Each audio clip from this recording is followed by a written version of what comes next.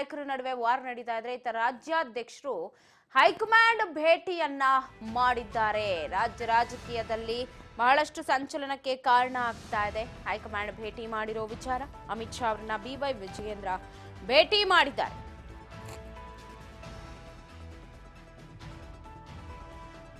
High command notice ಬಳಿಕವೂ ಬಂಡಾಯದ ಯಾತ್ರೆ ಮುಂದುವರೆದಿದೆ. ಬಿಜೆಪಿಯಲ್ಲಿ ರಾಜ್ಯ ಘಟಕದಿಂದ ಮುಂದುವರೆದಿದೆ ಭಿನ್ನ ಅಭಿಪ್ರಾಯಗಳು. ಇತರ ನಾಯಕರ ಮಧ್ಯೆ ಆಂತರಿಕ ಕಲ ಉಂಟಾಗಿದ್ದು ಪಕ್ಷಕ್ಕೆ ಮುಜುಗರ ತಂದೊಡ್ಡುತ್ತೆ. ವಿಜಯೇಂದ್ರ ಭೇಟಿ ಬೆನ್ನಲ್ಲೇ ರಾಜ್ಯದ ಬಿಜೆಪಿ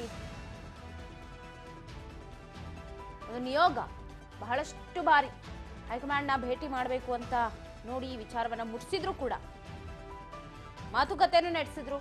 ಬಟ್ ಯಾವುದು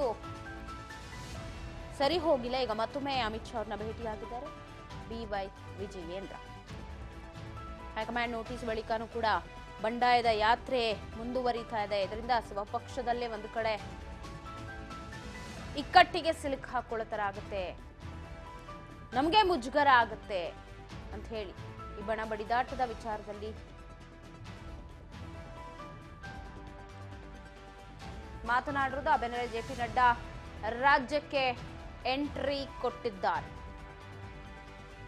ಬಿಜೆಪಿ ಘಟಕದಲ್ಲಿ ಬಣ ಸಂಘರ್ಷ ಮುಂದುವರೆದಿದ್ದು ಹೈಕಮಾಂಡ್ ಭೇಟಿ ಬಳಿಕವೂ ಯಾತ್ರೆ ಯಾವಾಗ ಬಂಡಾಯ ಜೋರಾಯಿತು, ನಾಯಕರ ಮಧ್ಯೆ ಆಂತರಿಕ ಕಲಹ ಯಾವಾಗ ಶುರುವಾಯಿತು, ಪಕ್ಷಕ್ಕೆ ದೊಡ್ಡ ಮುಜುಗರವಾಯಿತು. ವಿಜಯೇಂದ್ರ ಭೇಟಿ ಬೆನ್ನಲ್ಲೇ ರಾಜ್ಯದ JP ನಡ್ಡಾ ಕೂಡ ಆಗಮಿಸಿದ್ದು ಎಲ್ಲೋ ಫುಲ್ ಸ್ಟಾಪ್ ಇಡಬೇಕು ಅನ್ನೋ ಪ್ಲಾನ್ ಅಲ್ಲೇ ಇದ್ದಾರೆ ಅಂತ. ಬಟ್ ಫುಲ್ ಸ್ಟಾಪ್ ನಿಜಕ್ಕೂ ಇಡ್ತಾರೆ ಏನು ಎತ್ತ ಅನ್ನೋದು ಗೊತ್ತಿಲ್ಲ. ಯಾಕಂದ್ರೆ ಬಹಳಷ್ಟು ಬಾರಿ ನಾನು ಹೇಳ್ತಾನೆ ಇದ್ದೀವಿ, ಹೈಕಮಾಂಡ್ ಬರುತ್ತೆ, ಮಾತನಾಡುತ್ತೆ, ಪಕ್ಷಕ್ಕೆ ಮುಜುಗರ ತರಬೇಡಿ, ನಿಮ್ಮಗಳಿಂದಲೇ ಪಕ್ಷಕ್ಕೊಂದು ಡ್ಯಾಮೇಜ್ ಆಗುತ್ತೆ ಅಂತ ಹೇಳಿಕೆ ಕೊಟ್ಟರು ಕೂಡ ಎಲ್ಲೋ ರೆಬಲ್ಸ್ ತಮ್ಮ ಸಿಟ್ಟನ್ನ ಮುಂದುವರೆಸಿದ್ದಾರೆ.